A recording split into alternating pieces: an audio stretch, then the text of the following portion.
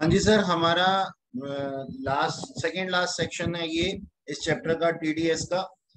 Section 206 ए क्या बोलता है कि मैंडेटरी रिक्वायरमेंट है पैन कार्ड की, दोनों को, डिडक्टर और डिडक्टी दोनों को ही कंपल्सरी कोट करना चाहिए अपना पैन कार्ड किसी भी, जो क्या नाम है, अपनी ट्रांजैक्शन के रिगार्डिंग। और अगर वो ऐसा नहीं करते हैं तो उनके ऊपर इन तीनों का हायर जो भी होगा ना, इन तीनों का हायर जो भी रेट होगा वो एप्लीकेबल हो जाएगा अगर वो पैन नहीं देते डिपार्टमेंट को। तो क्या है ये तीनों?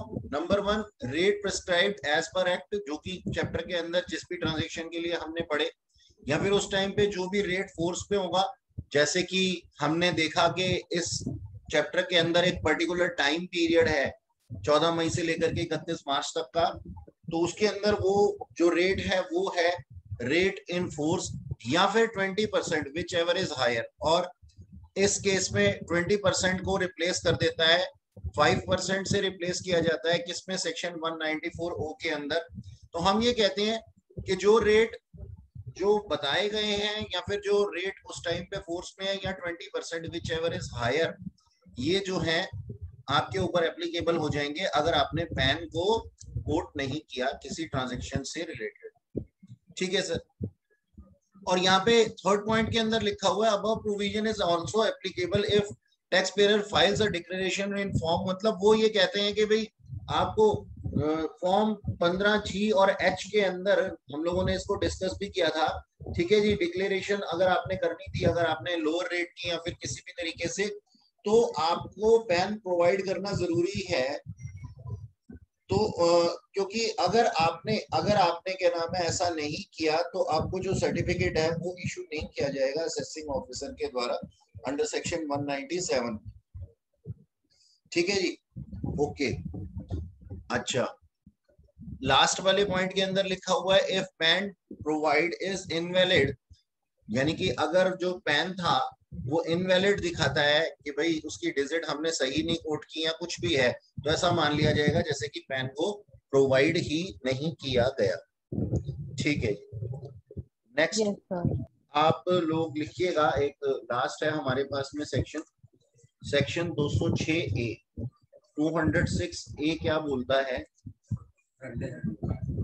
200 206 ए जो है वो बोलता है हमारे पास में कि statement in respect of payment, लिखिएगा इसे, statement in respect of payment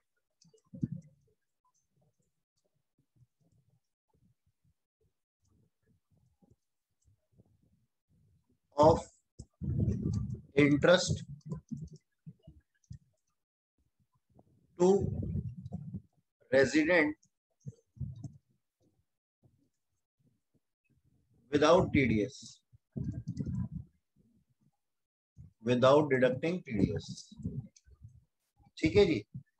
तो हमारे पास में क्या था, हम ये बोलते हैं सेक्शन के अंदर कि कोई भी बैंकिंग कंपनी या कोऑपरेटिव सोसाइटी या पब्लिक कंपनी कोई भी है जो कि रेफर की गई है किसमें, 194 ए के अंदर सबसेक्शन 3 में, उनको क्या करना चाहिए, उनको जितने भी अमाउंट हैं, जितने भी अमाउंट उसके अंदर प्रिस्क्राइब थे 194 के अंदर, क्या अमाउंट लिखे हुए थे रेजिडेंट पर्सन के लिए, क्या 40,000, और अदर के लिए, अदर्स के लिए हमारे पास में 50,000 थे।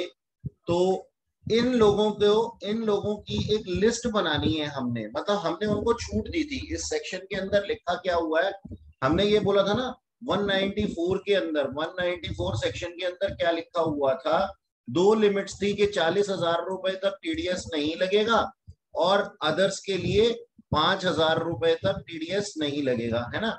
तो अब जितने भी लोगों को ऐसा इंटरेस्ट प्रोवाइड किया गया है उनकी एक स्टेटमेंट बनानी है। मतलब इसके ऊपर टीडीएस नहीं लगेगा, लेकिन जिन लोगों को इन अमाउंट की पेमेंट की गई है उन लोगों की एक लिस्ट बनानी है, एक स्टेटमेंट बनानी है, और इसको जो है डिपार्टमेंट को डिलीवर करना है।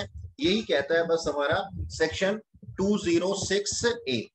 बात समझ में आई? 206 ए क्या कह रहा है, यानी कि यस मैंने सर। बोला उस पर्सन को कि आपने, बैंक ने क्या किया है, पेमेंट की है कुछ लोगों को, कितने की, 40,000 रुपए से कम की या फिर 5,000 रुपए से कम की, एज द केस में बी। तो उन लोगों को क्या करना है, उनको क्या करना है, उन लोगों को नहीं करना, उस बैंक को क्या करना है, बैंक को सिर्फ इतना सा करना है, ऐसे लोगों की लिस्ट डिपार्टमेंट को देनी है। और स्ट्रिक्टली लिखा हुआ है इसके अंदर कि ये जो लिस्ट है ये फ्लॉपी डिस्क में या फिर मैग्नेटिक टेप के अंदर और सीडी रोम के अंदर नहीं, सॉरी, होनी चाहिए। ठीक है जी। सच स्टेटमेंट शुड बी, आप लिख लीजिएगा इस पॉइंट को, such statement should be on floppy disk, magnetic tape या फिर CD ROM etcetera.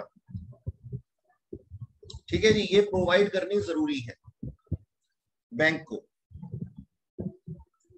Okay sir, अब इसी के साथ में हमारे पास जो है ये चैप्टर जो था हमारा टीडीएस, ये खत्म हो जाता है। और टीडीएस के बाद हमारा सर शुरू हो जाता है TCS, tax collected at source. अब टैक्स कलेक्टेड एट सोर्स क्या कहता है, इस चीज को हम लिखेंगे।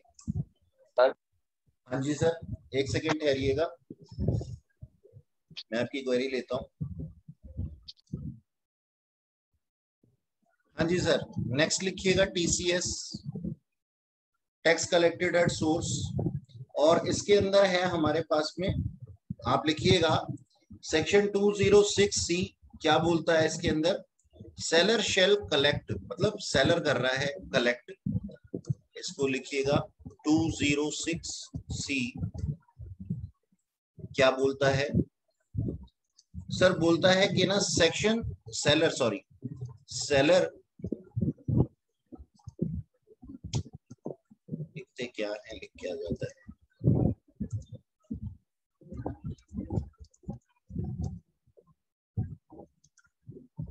seller shall collect tax from buyer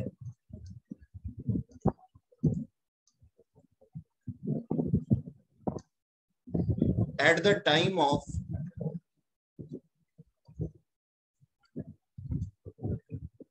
debiting, वहां पे क्या था, क्रेडिटिंग, अब यहां पे क्या है, डेबिटिंग द अकाउंट और receipt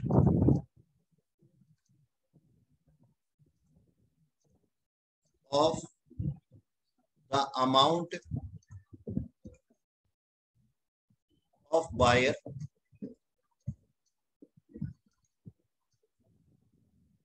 which ever is earlier. ठीक है जी।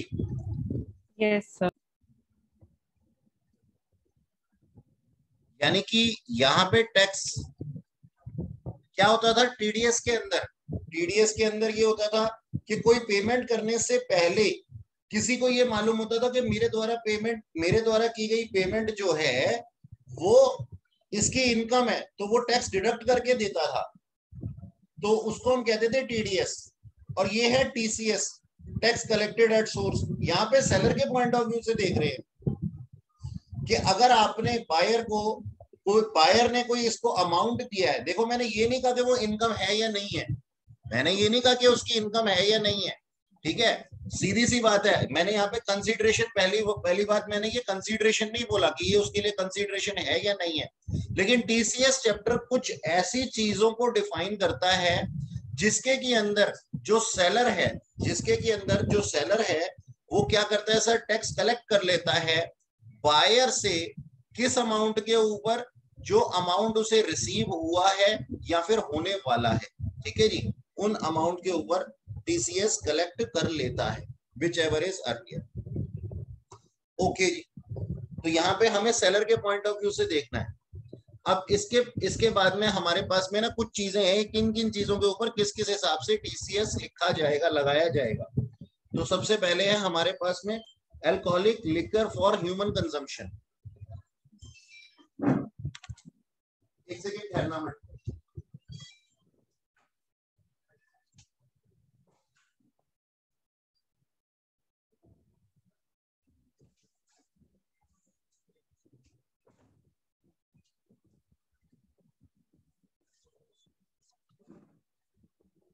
हाँ जी, a point,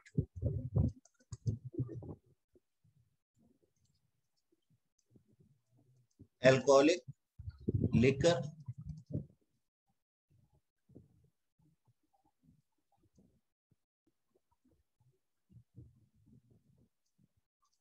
for human consumption.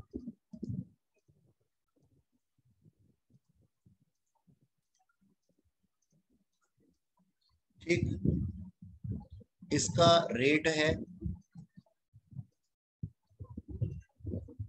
और इसका रेट है 14/5/2020 से 31 मार्च 2021 तक। इसका जो रेट है 1% और यहाँ पे भी सर 1%।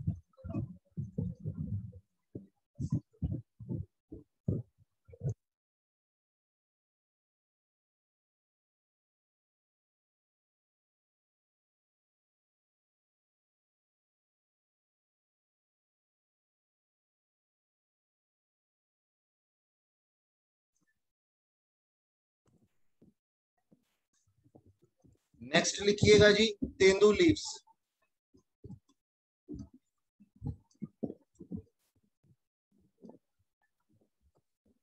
के बाद में टिम्बर एंड एनी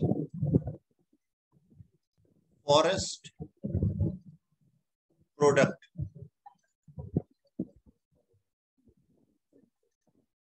नेक्स्ट है सर स्क्रैप,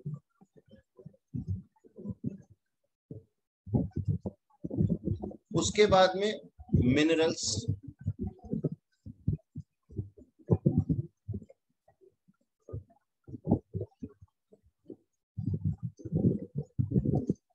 बीइंग कोल,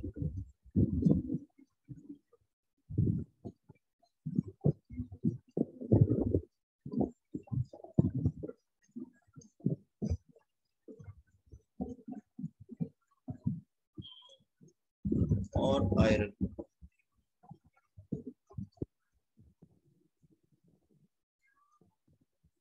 इसके अंदर है ना, एक चीज याद रखना, इसके अंदर नहीं आता, इसके अंदर नहीं आता अपने पास में एक्सट्रैक्टिंग ऑफ ऑयल, वो नहीं आता इसके अंदर।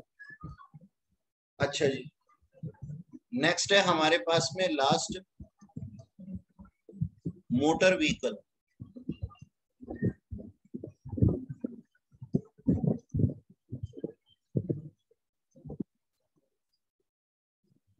ठीक है जी, ये अलग से इसके प्रोविजन है सेक्शन 206C(1)(f) के अंदर। तेंदू लीव्स के लिए सर रेट है 5% और नया रेट है 3.75%।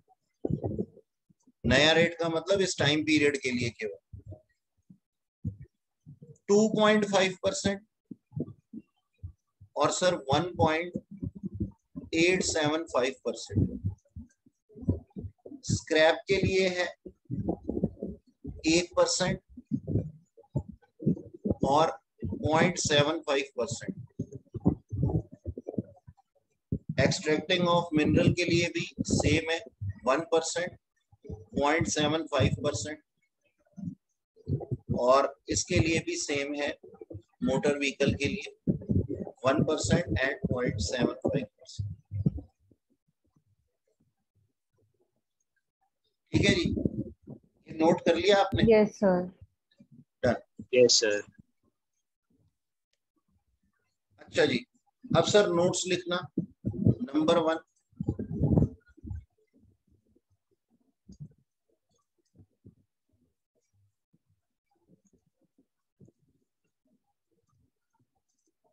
नंबर 1, मोटर व्हीकल के ऊपर TCS on motor vehicle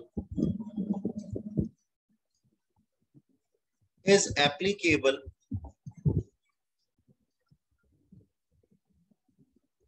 only if consideration is more than 7 lakh.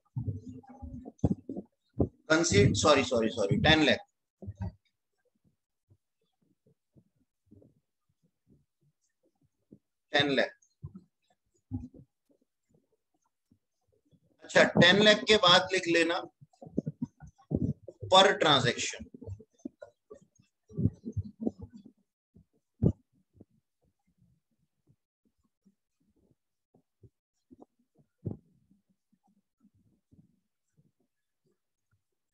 Aggregate value नहीं देखेंगे हम पर ट्रांजैक्शन देखेंगे। एग्रीगेट वैल्यू नहीं देखेंगे, पर ट्रांजैक्शन देखेंगे कि हमारे पास में जो हमने मोटर व्हीकल बेचा है वो 10 लाख से ज्यादा का बेचा है या फिर 10 लाख से कम का बेचा है। अगर 10 लाख से कम है टीसीएस अप्लाई नहीं होगा। अगर 11 लाख का बेचा है तो टीसीएस 1 लाख रुपए के लिए एप्लीकेबल होगा। ध्यान देना इस चीज को, यहां पे लिख लो TCS on 1 lakh only in case motor vehicle कितने का है, 11 लाख रुपए का। बात समझ में आई? एक्सेसिव पे हमारे पास में लगेगा टीसीएस। Yes sir. अच्छा जी, अब एक चीज और लिख लो इसके लिए कि नो टीसीएस एप्लीकेबल नहीं होगा इफ बायर इज, और ये पॉइंट कई जगह आएगा, if buyer is central government, state government, ठीक है जी, या फिर embassy,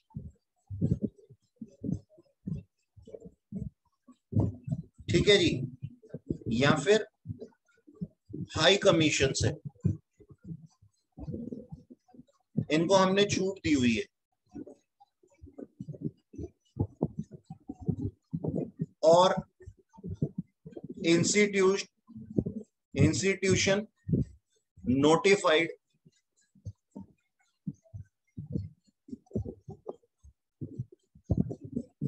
under United nation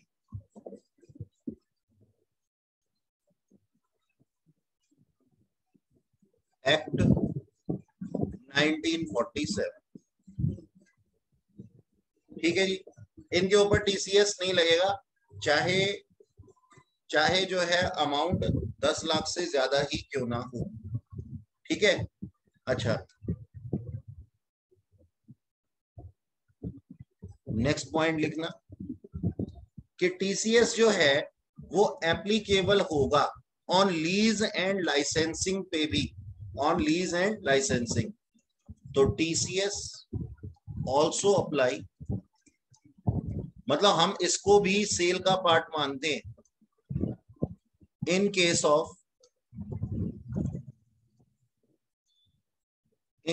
of lease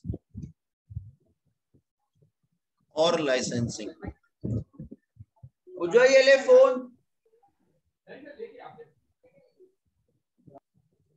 of parking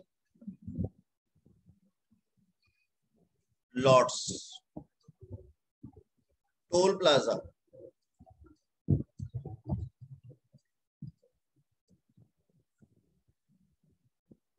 mines and queries,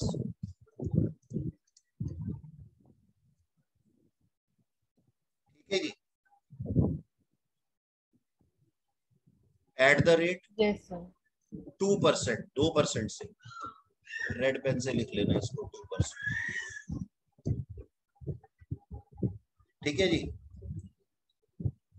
और जैसा कि मैंने अभी बोला था कि माइंस एंड क्वेरीज के अंदर आपके पास में मिनरल ऑयल नहीं आता, माइनिंग ऑफ मिनरल ऑयल नहीं आएगा। अच्छा, नेक्स्ट सर। लिखिए। हाँ जी, हाँ जी सर, इसमें रिवाइज डेट एप्लीकेबल नहीं होगा? हाँ जी, हाँ जी होगा। अच्छा हाँ, मैं लिखना भूल गया, थैंक यू सर याद दिलाने के लिए। 1.5% आ जाएगा, एप्लीकेबल है सर। रिड्यूस किया गया है 0.25 से, मतलब हाँ 1/4 से, 25 से नहीं, 50 हो गया, 0.50% हो गया। ठीक है जी, नेक्स्ट पॉइंट लिखिएगा sir. TCS is TCS in case of goods prescribed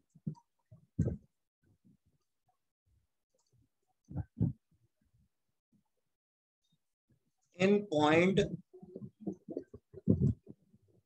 A to e, मतलब कि except motor vehicle, not applicable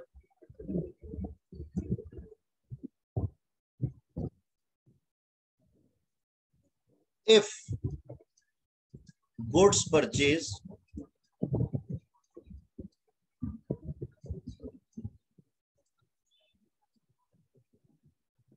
for personal purpose।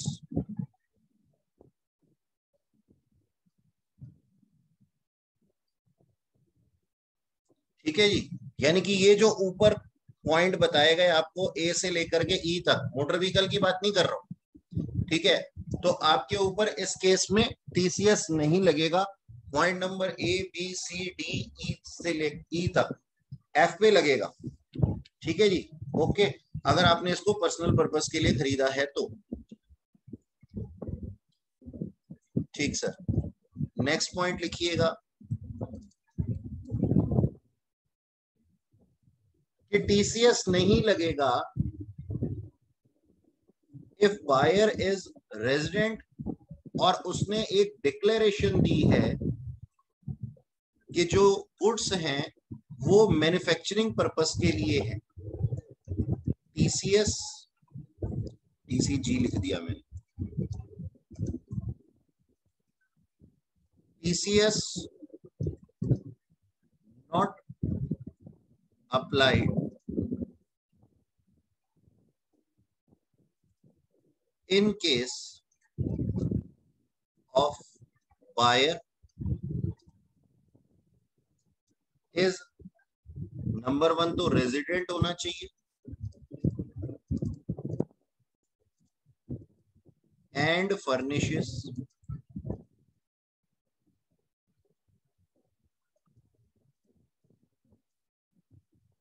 The declaration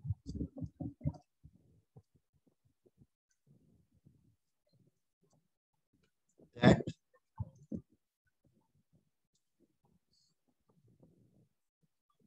goods are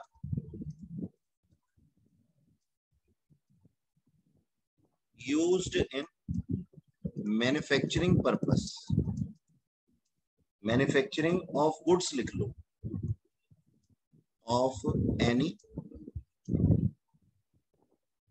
article,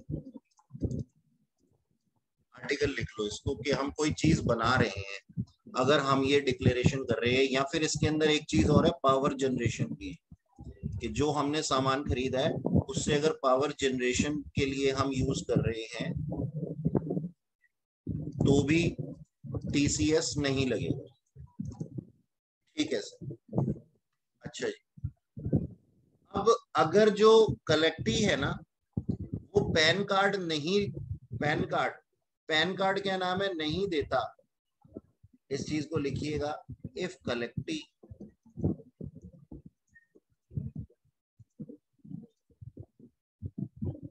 does not furnish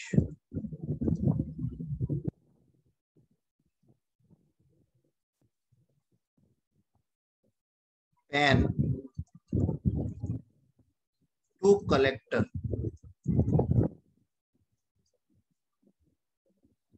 या फिर इनकरेक्ट दे देता है, और furnishes incorrect PAN, then collector shall collect TCS at the rate double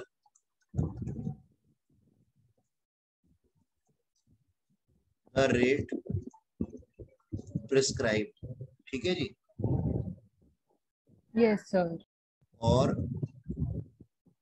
5%, इसकी limit है 5%, ठीक है जी, विच एवर इज हायर, इन दोनों का हायर,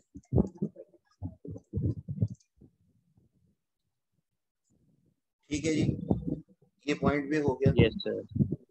अच्छा जी, अब सुनिएगा सर, जैसा कि मैंने आप लोगों को बताया कि जो टीसीएस है वो वो मोटर व्हीकल के ऊपर लगता है, वो मोटर व्हीकल के ऊपर लगता है अगर मोटर व्हीकल जो होती है वो 10 लाख से ऊपर की होती है। मोटर व्हीकल के अंदर सबसे पहले तो कुछ भी इंक्लूड हो जाएगा सर, ऐसा नहीं है कि सिर्फ लग्जरीज कार ही आएगी। आपकी बाइक है 20 लाख रुपए की है, 20 लाख रुपए की बाइक साहब, ठीक है जी, 20 लाख रुपए की आपकी बाइक है तो उसके ऊपर भी टीसीएस अप्लाई हो जाएगा, उसके ऊपर भी टीसीएस अप्लाई हो जाएगा। कितने पे? 20 लाख में से 10 लाख के ऊपर तो नहीं होगा और रिमेनिंग 10 लाख के ऊपर हो जाएगा, ठीक सर? Yes, sir. एक सेकेंड में जरा चार्जिंग लगा रहा हूँ इसकी।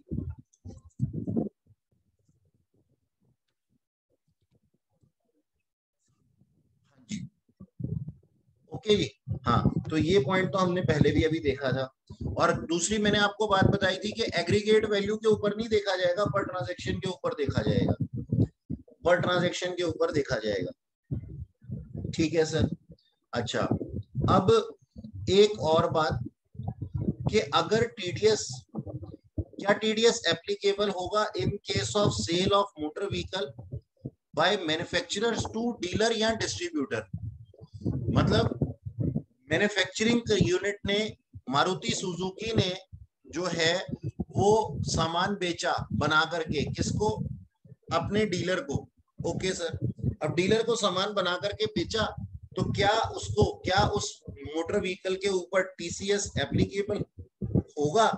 तो इसके लिए सर रूल ये कहता है कि सर इसके अंदर रीसेल पर्पस आ जाता है, इसके अंदर रीसेल पर्पस आ जाता है, तो यहाँ पे हमारे पास में टीसीएस एप्लीकेबल नहीं होगा, टीसीएस एप्लीकेबल नहीं होगा, ठीक है? इस चीज को आप Yes, लिख sir. लीजिएगा, इस चीज को आप लिख लीजिएगा, no TCS applies only in case of retail sales. ठीक, मैंने आपको दिया बना करके और आपने आगे दे दिया, तो टीसीएस एप्लीकेबल नहीं होगा।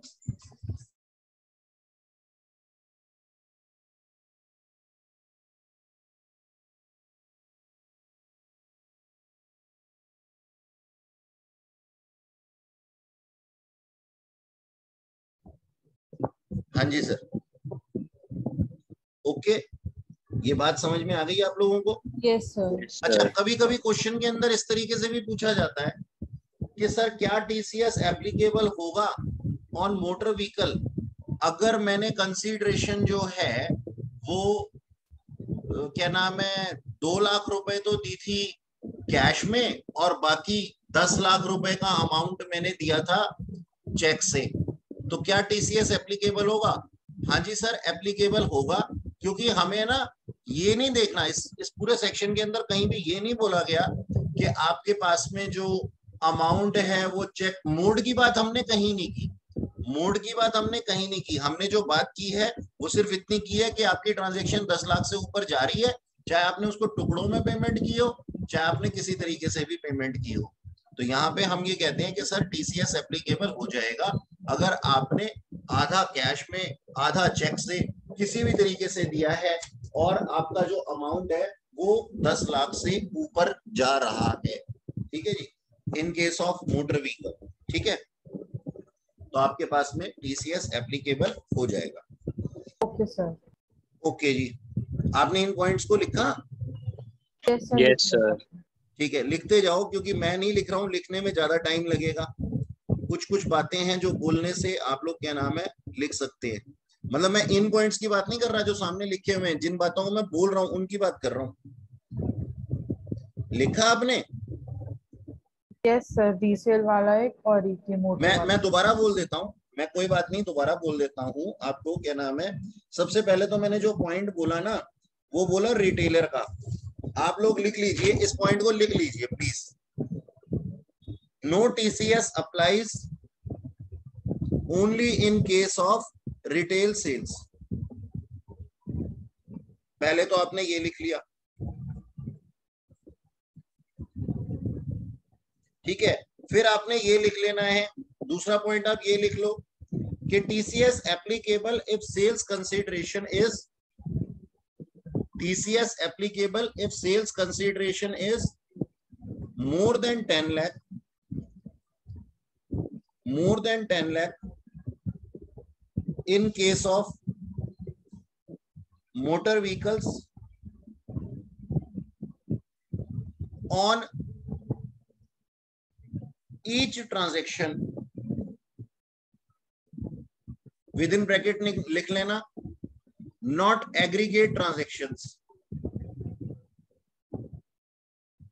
और इसी के आगे कॉमा डाल करके इसी लाइन को पूरा करते हुए लिख लो, no matter what is the mode of transaction, यानी कि कैश और चेक कुछ भी हो। ठीक है, लिखा आप लोगों ने? यस सर, लिख लिया। Yes sir. अब आगे आगे लिखिएगा। एक और बात मैं पहले बोल देता हूं, पहले समझा देता हूं, बाद में बोलता हूं लिखने को आपको, कि सर कई बार ये पूछा जाता है कि क्या जो आपका टीसीएस है, वो आपका टीसीएस, मोटर व्हीकल की बात कर रहा हूं मैं अभी, मोटर व्हीकल की बात कर रहा हूं, क्या टीसीएस एप्लीकेबल होगा इंडिविजुअल के ऊपर भी, इंडिविजुअल के ऊपर भी? तो सर इसका ये जवाब है, हाँ, टीसीएस जो है ना वो एप्लीकेबल होगा इंडिविजुअल पे, अगर लास्ट ईयर उसकी जो टर्नओवर है, उसकी जो टर्नओवर है वो टैक्स ऑडिट के लिए लायबल थी अंडर सेक्शन 44 ए बी। ठीक है जी, उसकी लिमिट क्या होती है सर? 1 करोड़ होती है। ठीक है, तो आप इस चीज को लिख लीजिए, an individual who is liable to audit, who is liable to audit as per section 44 AB,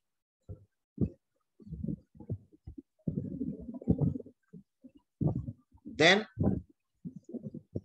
he is applicable for TCS on sale of motor vehicle.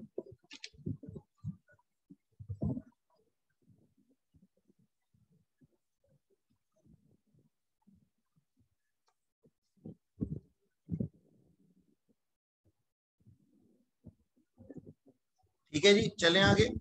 Yes sir. अगला लिखिएगा,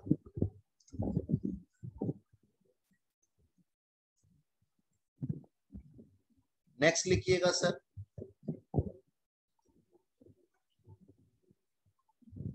सेक्शन 206 C1G। ठीक है, ये क्या कहता है? ये कहता है सर, 2 लोग हैं हमारे पास इसके अंदर, एक तो जो आपको सेल करते हैं टूर पैकेजेस, और नंबर 2 जो आपका ट्रांजैक्शन करवाते हैं अगर आपने मनी रेमिट करनी है आउटसाइड इंडिया। समझाता हूं मैं, पहले इसकी हेडिंग लिखवा दूं।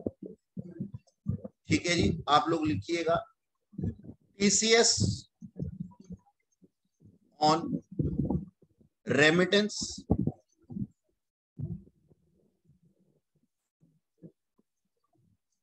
आउटसाइड इंडिया,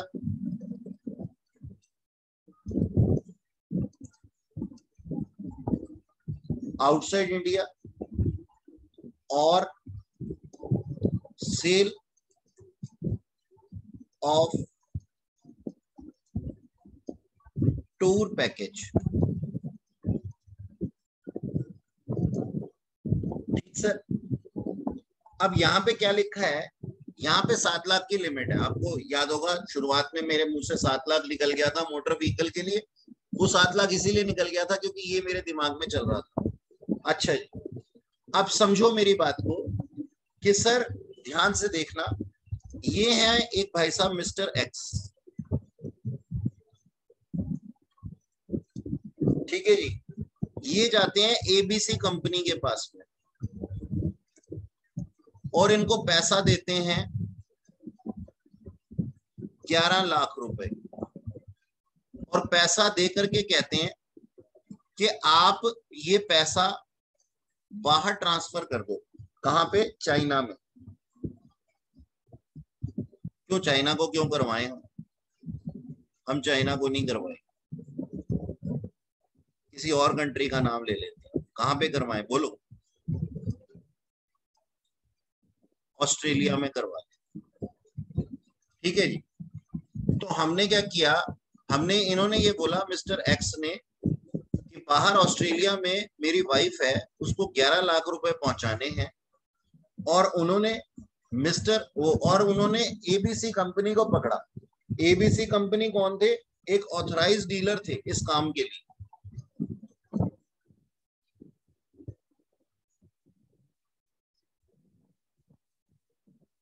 ठीक है जी, क्या थे ये? ऑथराइज डीलर थे। डीलर की स्पेलिंग गलत होगी।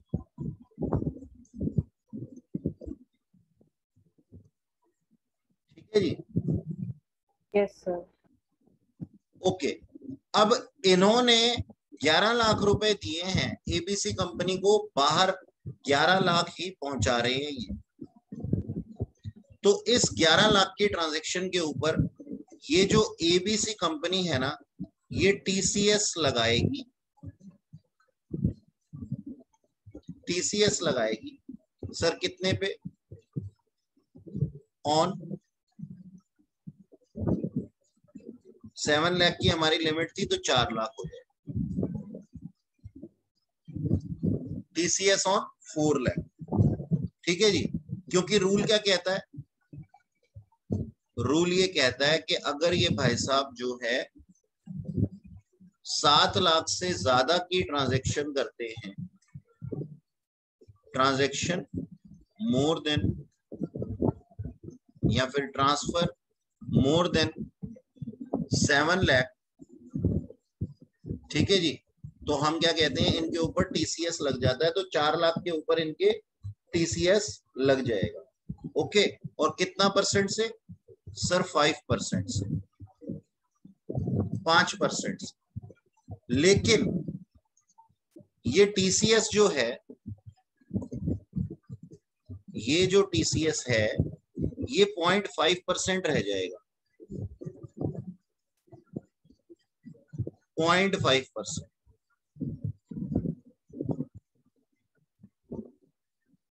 ठीक है जी। किस केस में? अगर जो रेमिटेंस है वो भेजी गई है, if remittance is for educational loan,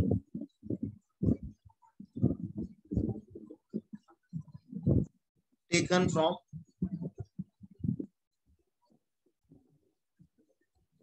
financial institution, ठीक है जी, फाइनेंशियल इंस्टीट्यूशन आउटसाइड इंडिया। बात समझ में आई जी? कि हम ये कहते हैं कि एजुकेशनल इंस्टीट्यूशन के ऊपर रेट कम है, 0.5% ही है, केवल 0.5% ही है। ये बात समझ में आ गई? इतने में कोई दिक्कत तो नहीं है? अब ये, हाँ जी बोलिए बोलिए सर। जो 7 लाख है वो हम एग्रीगेट देखेंगे कि इंडिविजुअल देखेंगे? क्या सर? सर जो 7 लाख की लिमिट है, हाँ जी, हाँ जी, वो सर हम एग्रीगेट में दिखेंगे? नहीं नहीं, इंडिविजुअल, इंडिविजुअल सर, एग्रीगेट का कोई मतलब नहीं। जैसे कि मिस्टर एक्स फिर ऐसे 4 लाख और 3 लाख ऐसे करके भेज सकता है? हाँ हाँ हाँ, ये कर सकता है। ये आपने एक अच्छी बात पूछी। मैं आपका ये क्वेश्चन औरों के साथ में भी डिस्कस करता हूँ कि मिस्टर एक्स ने जो है एबीसी कंपनी को पकड़ा। ध्यान से सुनना मेरी बात, ये उत्सव भाई साहब ने क्या पूछा है। मिस्टर एक्स ना बहुत ही शातिर थे। मिस्टर एक्स ने क्या, एक तो एबीसी कंपनी और एक XYZ कंपनी, दो कंपनियों को हायर किया। इनसे इन्होंने 5 लाख भिजवाए और इनसे इन्होंने 5 लाख भिजवाए, तो नो TCS। ठीक है जी, बात समझ में आ गई। Yes sir. अगर एक बार में 7 लाख से ज्यादा भिजवाएगा तो जितना 7 लाख से ऊपर भिजवाएगा उसके ऊपर TCS लग जाएगा। और ये पर्सन जो है ये ऑथराइज डीलर होना चाहिए इस काम के लिए।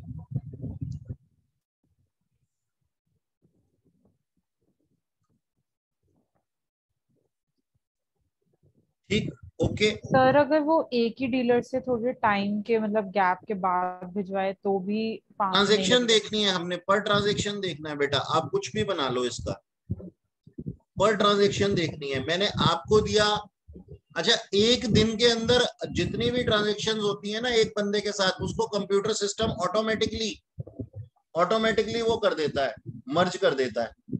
तो मैंने आपको पैसा दिया सुबह 11 बजे कि भेज दो बाहर, फिर शाम को आया, फिर दोबारा से पैसा दिया, तो वो दोनों को मर्ज करके देखेगा। लेकिन हाँ, अगर अलग अलग डेट्स में है तो फिर वो इंडिविजुअल ट्रांजेक्शन की तरह ट्रीट करेगा। और हमारा रूल कहता है कि इंडिविजुअल ट्रांजेक्शन जो है वो 7 लाख से नीचे होनी चाहिए तो TCS नहीं लगेगा। 7 लाख से जितनी ऊपर होगी उसके ऊपर 5% के हिसाब से TCS लग जाएगा। ठीक है जी। Okay sir. अच्छा, ये तो बात हुई इन भाई साहब की, ये तो बात हुई इन भाई साहब की। अब इनके बारे में भी सुनो। ये क्या कर रहे थे, सेल ऑफ टूर पैकेज कर रहे थे। ठीक है, टूर पैकेज जो भेज रहे थे उसका मतलब क्या है जी, ये बाहर भेजते थे लोगों को। ठीक है जी, ओवरसीज टूर पैकेज, ये वाला नहीं, मनाली वाला नहीं भाई, ओवरसीज। वहां पे लिखा हुआ है ना, यहाँ पे ओवरसीज लिख लेना भाई, इधर ओवरसीज लिख लेना।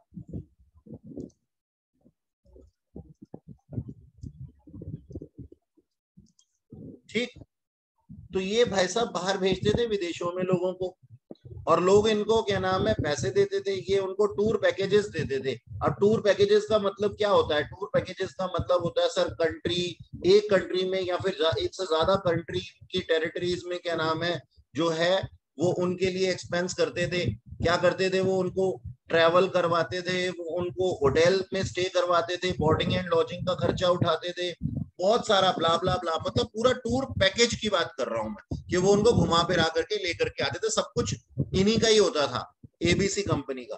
तो ऐसे टूर पैकेज को सेल करने के लिए जो कंसीडरेशन दी जाएगी, उस कंसीडरेशन के ऊपर कितना % TCS लगेगा, 5% लगेगा। तो इनके ऊपर भी कितना TCS लग जाएगा, इसको मैं यहीं लिख देता हूं सर, 5% लग जाएगा। सर इसमें भी 7 लाख की लिमिट है क्या? नहीं जी, इसमें बिल्कुल भी लिमिट नहीं है, 5% से लगेगा TCS। ओके, तो आप इसको नीचे लिख भी सकते हैं, in case of sale of an overseas tour package, tour program package लिख लो पूरा। सेलर रिसीव्स एनी अमाउंट को अंडरलाइन कर देना, any amount from the buyer required to collect TCS at the rate 5%। ठीक है जी। अच्छा, और सुनो जी, अब ध्यान देना जरा मेरी बात पे, कि ये जो हमारे सेक्शन है ना TCS का, ये सेक्शन अप्लाई नहीं होगा। No TCS if buyer is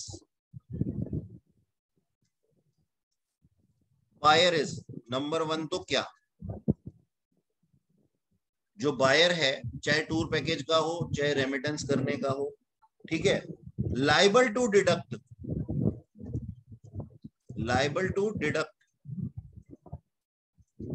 TDS। मतलब सोचो, वहां से वहां से जो है कस्टमर भी टीडीएस काट रहा है, यहाँ से सेलर भी टीडीएस काट रहा है, तो भैया फिर तो काम खराब हो जाएगा ना। तो liable to deduct TDS under income tax act.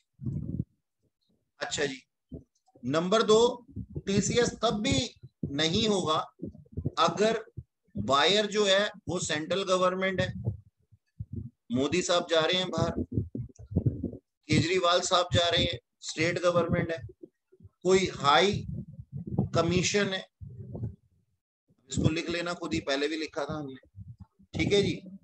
किसी भी तरीके का कोई भी ट्रेड, इसको लिख लो, trade representation of foreign state,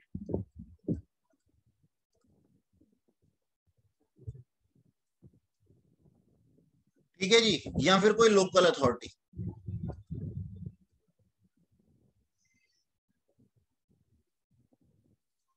इनके ऊपर टीसीएस नहीं लगेगा।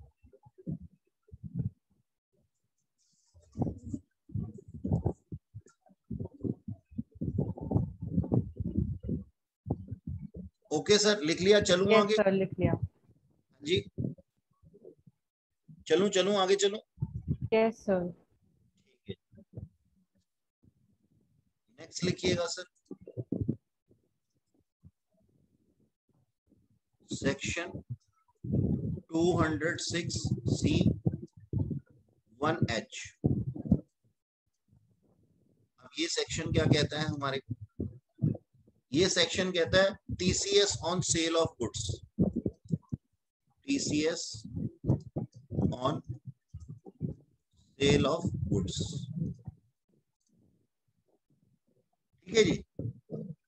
बोला गया कि सर अगर जो है वो हमारे पास में हमने कोई गुड्स को सेल किया है, हमने कोई गुड्स को सेल किया है जिसकी की एग्रीगेट वैल्यू, मैंने क्या बोला, एग्रीगेट वैल्यू, यानी कि सारी ट्रांजैक्शंस को मिला करके 50 लाख से ज्यादा है प्रीवियस ईयर में, ठीक है जी, प्रीवियस ईयर में, और इसके अंदर वो वाली गुड्स जो कि एक्सपोर्ट की गई हैं आउटसाइड इंडिया, एक्सपोर्ट की गई हैं आउट ऑफ इंडिया, ठीक है जी, वो भी है हमारे पास में, जो कि सेक्शन 206C(1) और 206C(1)F में इंक्लूड की गई थी।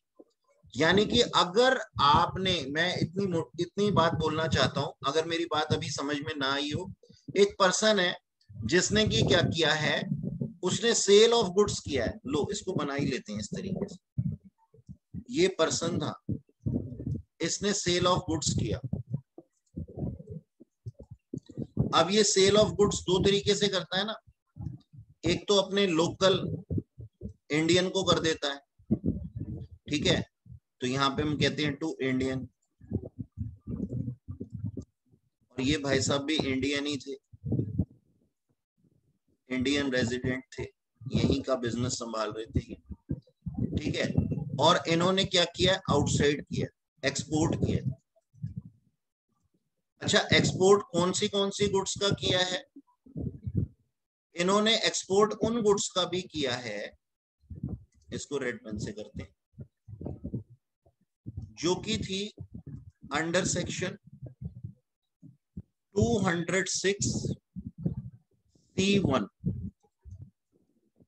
और सर अंडर सेक्शन 206C(1)F जो हमने अभी पढ़ी थी, उन चीजों का भी एक्सपोर्ट किया है। तो सर यहाँ पे हम सेल ऑफ गुड्स के अंदर कौन सी वाली गुड्स को लेंगे, इन वाली गुड्स को लेंगे सिर्फ, इसको नहीं लेंगे, एक्सपोर्ट वाले को नहीं लेंगे। तो अदर देन गुड्स जो कि एक्सपोर्ट की गई हैं, जो कि कवर्ड हैं किसके अंदर, 206C(1) में और 206C(1)F में।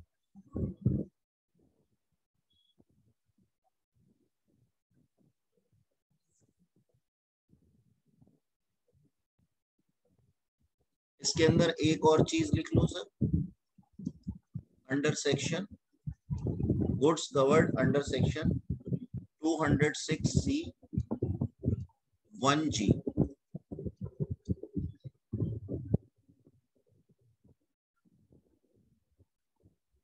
ठीक है। अच्छा सर, अब सेल ऑफ गुड्स तो ठीक है, ये सेल ऑफ गुड्स कितने की होनी चाहिए सर? ये होनी चाहिए more than 50 lakh in aggregate. ठीक है जी। तो इसके ऊपर टीसीएस कितना अप्लाई हो जाएगा? Eight the rate 1%। ठीक है जी, बात समझ में आ गई? Yes sir. अच्छा सर, अब ये सेलर कौन पर्सन है, थोड़ा सा और आगे बढ़ाते हैं इसको। ये जो सेलर है ना, इसकी पूछ पकड़ के बाहर ले आते हैं पहले तो। ठीक है, ये सेलर कौन सा है? ये सेलर वो है जिसकी की टर्नओवर या फिर ग्रॉस रिसिप्ट जो है, ठीक है, इसी बिजनेस से प्रीवियस ईयर के अंदर more than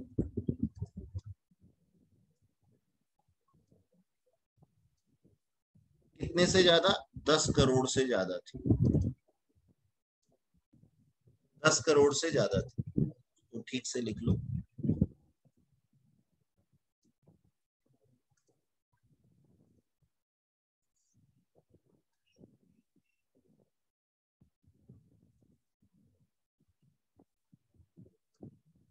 more than 10 crore. अच्छा, अब सर इसके अंदर एक बात और लिख लो कि बायर के अंदर सारे के सारे बायर इंक्लूड हैं। बायर इंक्लूड्स ऑल एक्सेप्ट, यानी कि ये नहीं होंगे। Number 1 central government, state government, high commission. ठीक है जी। और हमारी ट्रेड रिप्रेजेंटेशन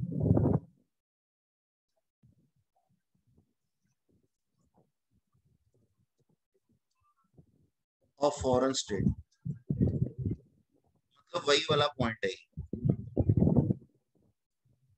या फिर local authority.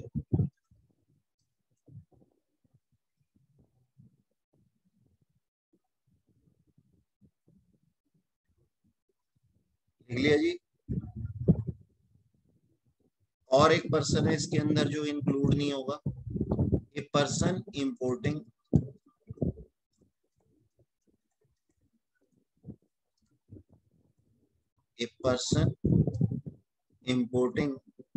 Goods into India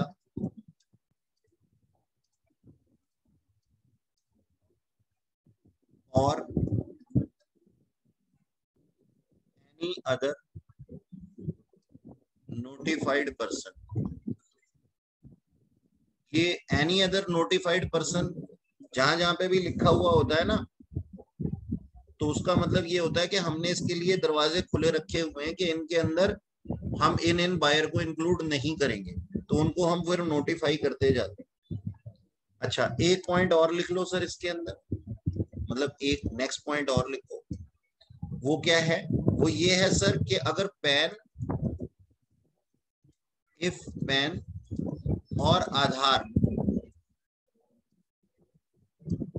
number not provided,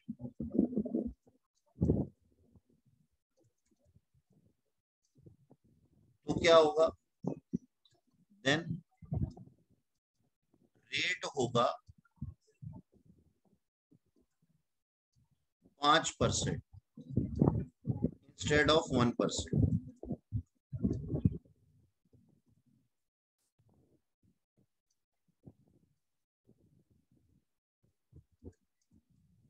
ठीक है जी। और फिर एक वही वाला कॉमन वाला पॉइंट कि ये एक्सेप्ट वाला नहीं था, बायर, ये तो बायर के लिए थे 2 पॉइंट, और ये पॉइंट इंडिपेंडेंट थे, तीसरा और चौथा।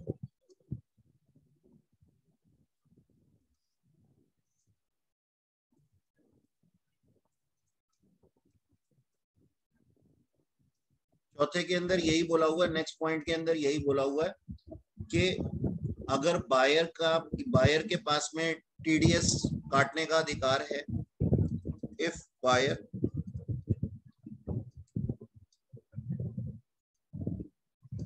Deduct TDS then TCS not applied, दोनों नहीं हो सकते। ठीक है जी, ओके। Yes sir. ये सब चीजें हैं हमारे पास। अच्छा जी।